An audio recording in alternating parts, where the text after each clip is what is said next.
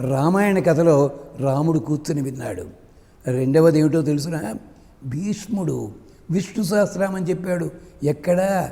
ఆడియన్స్లో front లైన్లో కృష్ణుడు కూర్చుని విన్నాడు. ఈ రెండే గ్రంథాలు తన గురించి ఎవళ్ళు చెప్తుంటే భగవంతుడే విన్న సన్నివేశం ఇది. భీష్మ ఏకాదశి, భీష్మ అష్టమి ఇవన్నీ కూడా ఇంత గొప్పవని గమనించండి. ఎంత అదృష్టం కలగాలండి. అంటే సాక్షాత్తు భగవంతుడిని ఎదురుకుండా కూర్చోబెట్టని నేను చెప్తానే విను అన్నాడు మహానుభావుడు. అందుకని భీష్మ ఏకాదశి. భీష్ముడికి ఉన్న ఇంకో గొప్పతనం చెప్పాలండి. వివాహం చేసుకోలేదు అదొక్కటే అంటారంతాను కాదు. అక్కడ ఏమన్నాడు తెలుసా? దాశరాజా, మీ అమ్మాయిని మా నాన్నగారికి ఇచ్చి వివాహించి. నువ్వేమన్నావు?